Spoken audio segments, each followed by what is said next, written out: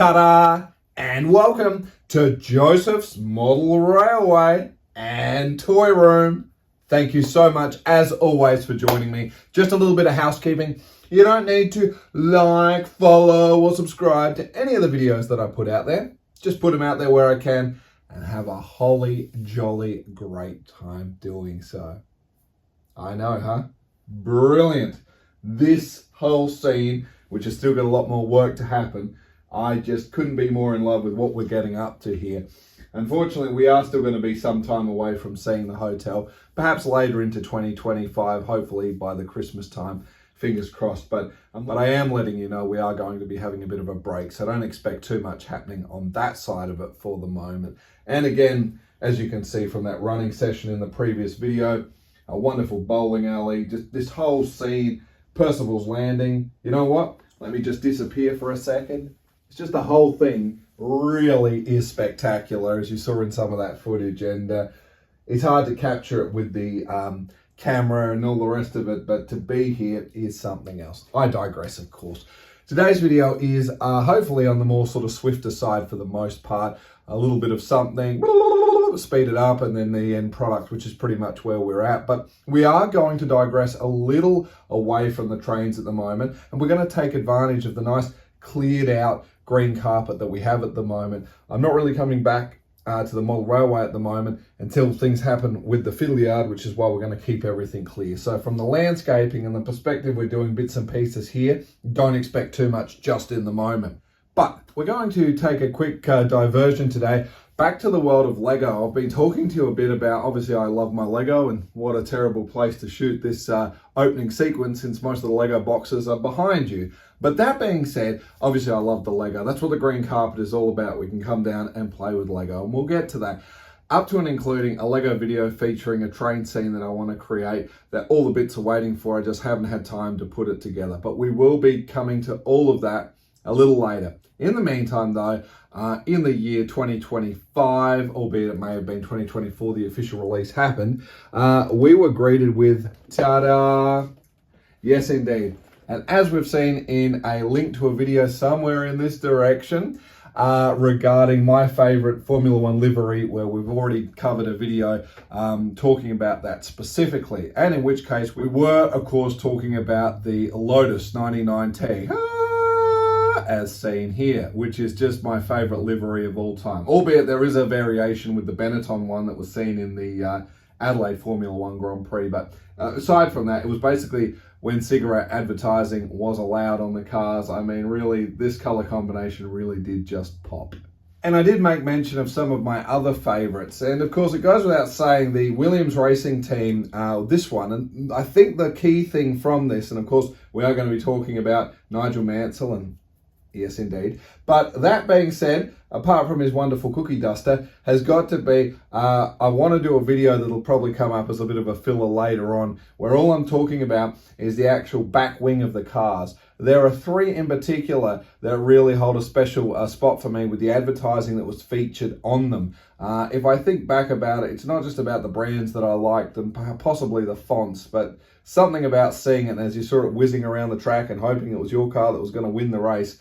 Those wings, something else. So this particular Lego model, it's the Nigel Mansell one, of course, and here we are with the Williams Racing FW14B car here. So we're going to put it together in this video.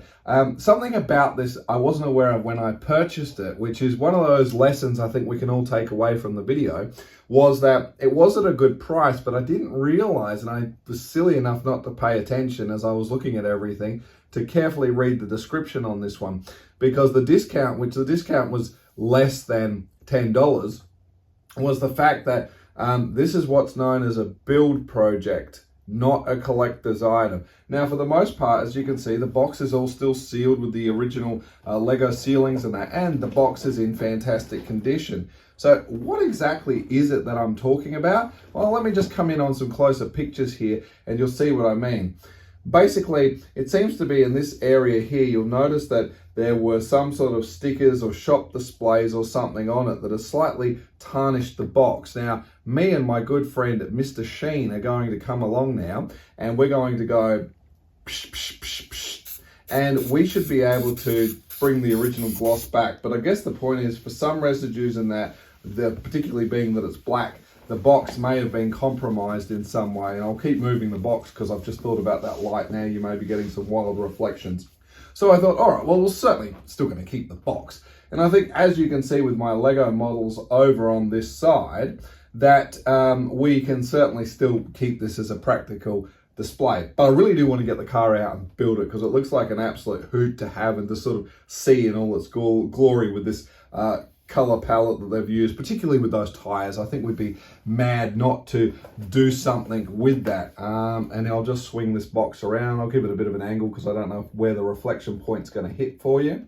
But as you can see, this really does look like a winner. And we'll come in on some closer shots in just a moment. But it's not going to be a two-part video, just one. The second part of this video, so to speak, and we shouldn't say that one, it's not going to be a part two in it. What I'm talking about is the second piece. And for, I think it was about $10 or $20, I can't recall exactly, is one of these Perspex cases, as you've seen in the other displays back there. One back there that needs filling in, and the one that our little racing car is sitting in here, is obviously just something that we can build it, sit it in, and it's being protected from the dust. So this is what we're going to put together in today's video. So let's get stuck into it, shall we? Yes, my good friend, Mr. Sheen. Now, probably the fragrance of my childhood birthday parties and Christmases. The house was never quite clean until you gave all the surfaces a spray and a wipe, basically with Mr. Sheen. Now, there's a little more to it. Of course, this is just a multi-surface polish that cleans, shines, and protects leather, wood, plastic, glass, all the rest of it. And it's a wonderful thing, and it's sort of for short-term and period. Also gives you that static charge that will repel dust off some things. However, it's got another secret ingredient. You'll always find it in my household, not for the general sort of clean and all the rest of it, but it's for the tricky sort of stuff. Lots of different applications. Now, you'd be well aware, sometimes you may end up with a bit of a sticky residue on your scissors and things like that, and people will use things like tea tree oil or eucalyptus oil, a whole range of different things that will help wipe it off and get things clean as they need to be.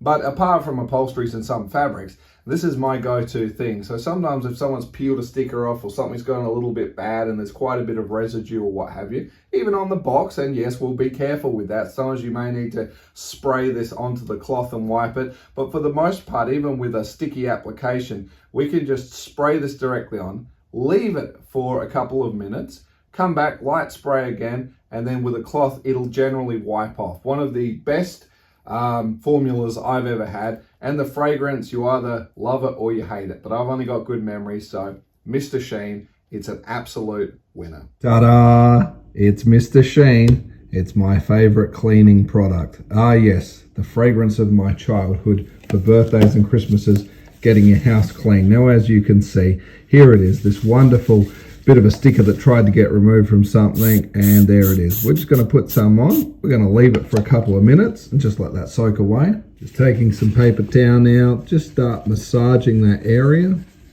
If you've still got a few fingernails, it's not going to hurt you at all. Just scrub, scrub, scrub, scrub. But once you've got it off, what I would do, it's your call entirely, another light spray.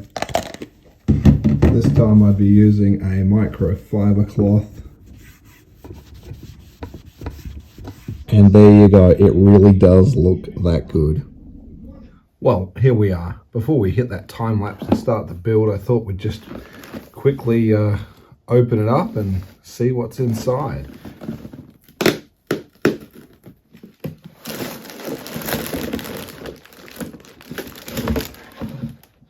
Those wheels are really something else. That is a rubber compound. In fact, it's a very hard, slick compound. Something that you'd truly expect to find in the real world. So in its own right, a series of these tires just stacked up really does speak volumes. The whole model appears quite a bit bigger than I was expecting. Oh yes, here is the head and the helmet.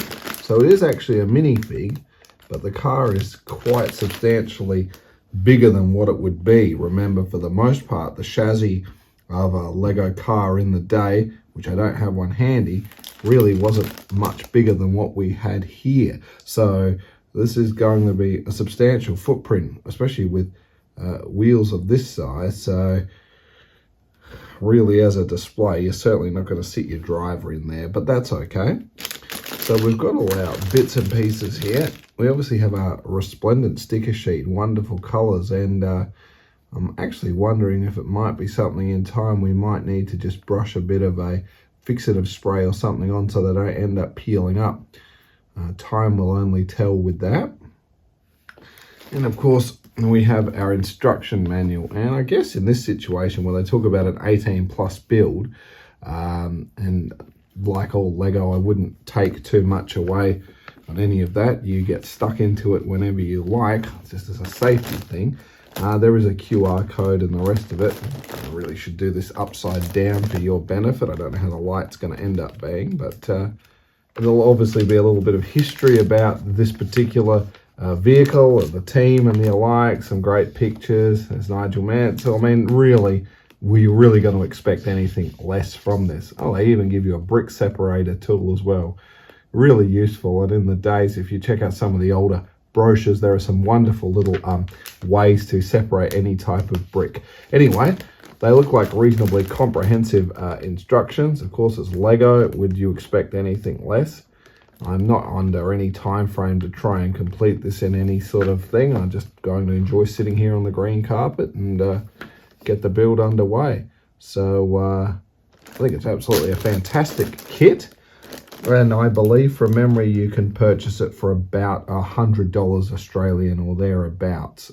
So if you're into that type of thing, I think this is something you might want to check out. In the meantime, let's get to the build, and hopefully we're going to end up with something that looks a little bit like this.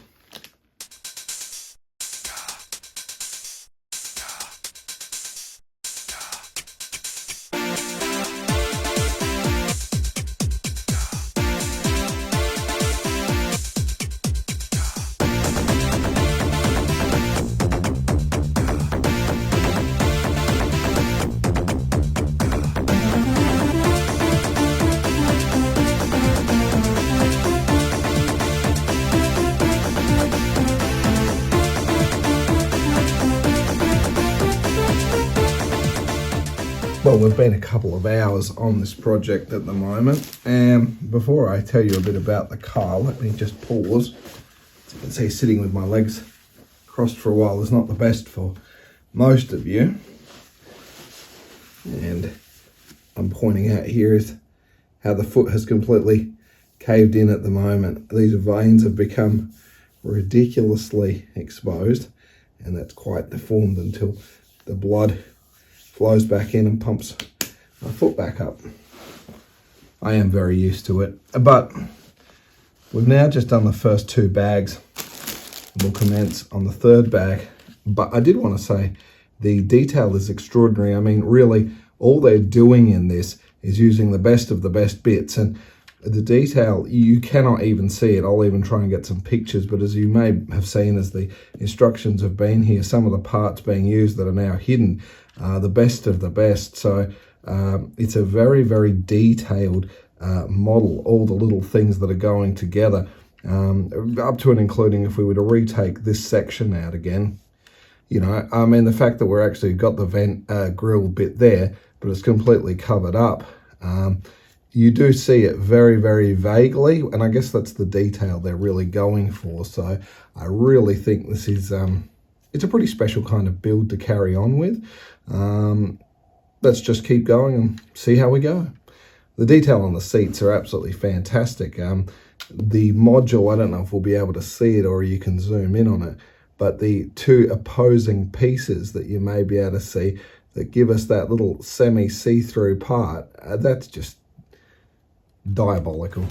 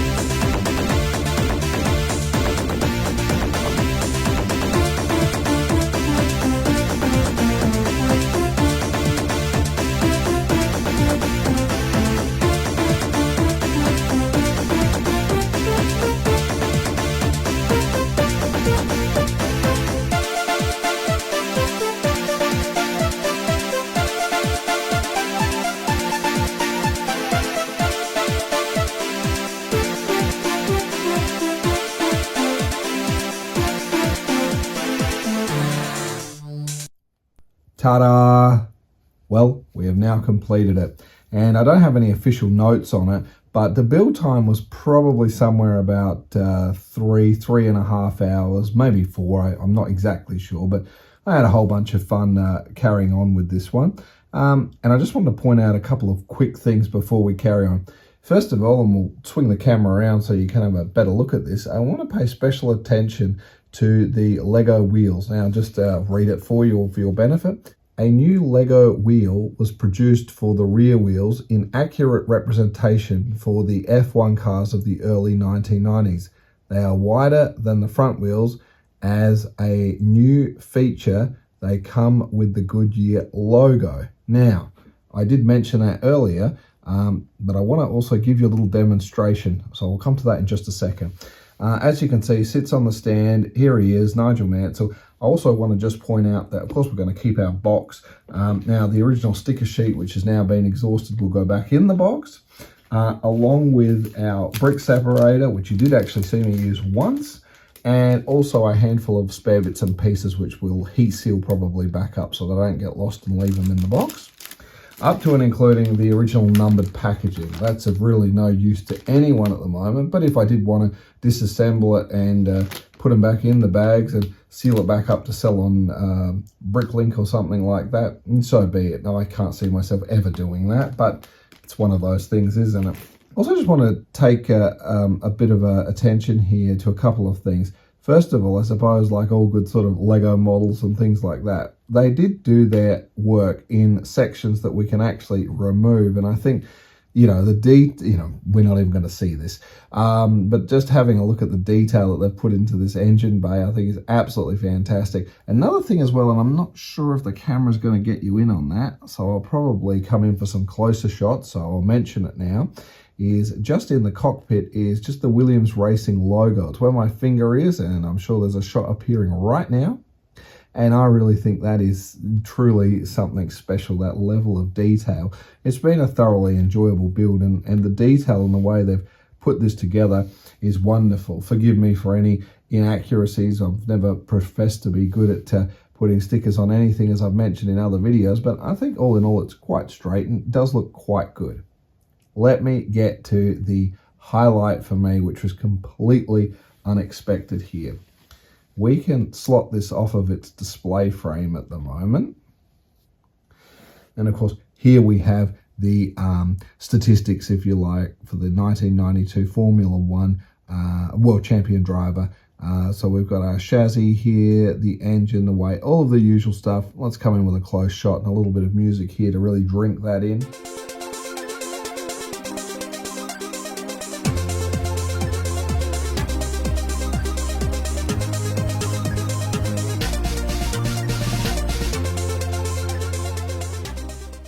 Marvelous. Now, the car. Let me just take a moment to tell you about it. First of all, while it's not a Technic model, we're not going to see moving cylinders and things like that like we see in others. But obviously the detail in the model, and of course we're going to have some little clip of some close-up shots at the end of the video. This really is quite good. Up to and including, of course, we do have our steering, which isn't the traditional rack and pinion we've seen before. They're just swinging it on that cam that we've got in there. But this is a big deal. And while it does sit very low, and we are on carpet, of course, the car will move. Fair enough, I hear you say. But anyone that does get the opportunity to visit the room, and will probably see this in the case, I do invite you to remind me, can I please have a quick drive of the car? Because I would be insulted if you didn't. Here's why. When you're pushing along and driving it, these tires really are something special. For anyone that's ever driven in a race car or a go-kart or something like that, anything like that, when you've sort of got that sort of load of the gravity and the wider wheels, you sort of stick around corners and you'll push to drive faster as a race car would. Now, even just pushing it and turning the wheel the way it is, there's such a balance to it, and it just sort of grips and grabs everywhere. It's really, you can really feel the force in what it does. Now, other toy cars we put on the carpet will sort of just slide around a little bit. You're not going to get that, but this is extraordinary, the feeling of it. Like, I'm literally, like, to turn and then sort of push it to want to sort of slide, I can't. Like, I literally really have to give it a good push where you can see the flex on the wheels. I'm it's going to start to break the model. I think that's absolutely incredible. So if you do pop around sometime and get the chance to visit, get the car out, get it on the carpet and take it for a little drive, because that is just really something else. I mean, that ground clearance is amazing. As you probably noticed in the build, they do put a series of these little button things at the bottom, so obviously it's just going to cushion it and allow it to be a smooth ride for those that are adventurous enough to take it for a quick drive. Let me just turn that car around. I don't know, again, if you can see the detail. You'll see some close-up shots now as we sort of conclude this video. But ladies and gentlemen, it's a spectacular build. Let's get those final shots in now for you to enjoy. Hello? What's going on? 1 light, 2 lights, 3 lights, 4 lights, 5 lights, and it's go! Go! Mansell moves across to the centre. On Riccardo Patrese, who's trying to go up on the inside. And Gerhard Berger challenges Ayrton Senna as they go round the first right-hander at turn 1. And it's the 2 Williams in front. Amazing turnaround. Fantastic development this is. That lunatic, whoever he is changing the complexion of the race. There he is. There's Senna. Senna spinning. Spin. Round he goes. Now, has he kept his cool? Nigel repeatedly smashed the lap record. The Williams active ride suspension was a major breakthrough. Well, once again, as the Union Jacks wave and the crowds roar, Nigel Mansell has demonstrated psychological superiority over his double world champion teammate Nelson Piquet. It's just the left, the right, and now Nigel Mansell, winning the British Grand Prix for the 2nd year in succession, can see the checkered flag. Out he goes. Mansell has won the British Grand Prix, and the British crowd break ranks. They're marvellous at this, and they will go back to their positions after this race and before the next one, and I can think of no other crowd in the world that would do that. Nigel is not going to be allowed to get back to his pit. Amazing. Getting back to your question, absolutely. I want the championship. I'd like it. I'm going to try. I don't know whether I'm going to get it, but I'll try. Nigel was unbeatable in practice and qualifying. Whenever the cars took to the track, he was fastest. On November the 8th, 1992, Nigel Mansell drove in his last Formula One race at the Australian Grand Prix in Adelaide. Perfect! Mansell gets away beautifully. Patrese closes up on Senna. Everybody is getting away. Mansell leads. Senna second. Patrese third. Schumacher is up to fourth. Alesi is fifth. Berger is down to sixth. Brundle is seventh. There's a spinner. It's one of the Delaras. And Griard is out already. And now is the time for the Williams to try to get away. But this is the time when McLaren will be strongest. And Senna goes through. Senna leads. Mansell retakes it. And we're going down the Jack Brabham straight now, 6th gear, 310 kilometres an hour, hard on the brakes for racetrack hairpin, accelerate away.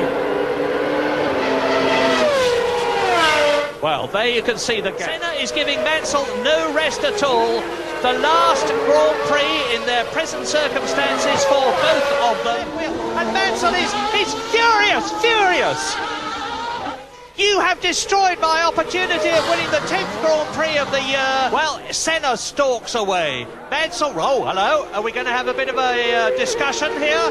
Because Mansell looks as though he's trying to catch him up. So, at the end of the 1992 Grand Prix season, Nigel Mansell said a sad farewell to Formula One. Nigel made his Grand Prix debut in Austria in 1980 and took part in 181 races. His total of 30 victories made him the 3rd most successful driver of all time. Nigel's hard-charging driving and never-say-die spirit will be sadly missed.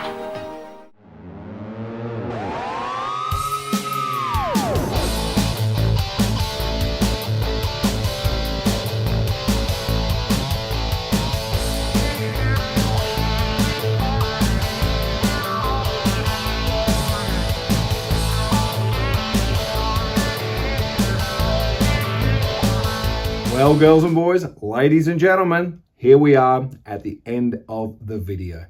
thank you so much for joining me in this one. It's a little bit of an indulgent video, so I apologise. There's not really many top tips to be had from this, but it's been an absolutely fantastic time building the Williams Racing Nigel Mansell car. It's just been something else.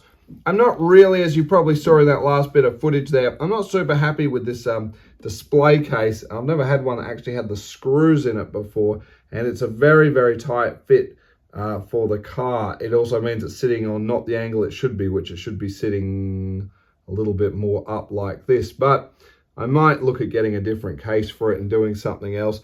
I don't think I'm really going to do any more of a diorama with it per se, in the situation that it's meant to be on display like that. I don't think it's a bad thing. But I do love the idea, at least with this case as opposed to some of the others, we just need to take the back, lift it off, get the car out, and we can take it for a little bit of a spin. So absolutely, it's not the best, but at the moment, this will keep the dust off of it and we can go from there. But as always, thank you so much for joining me, and that's going to do it once again. Where to from here? Who knows? But I'll look forward to seeing you in that next one. Toodles!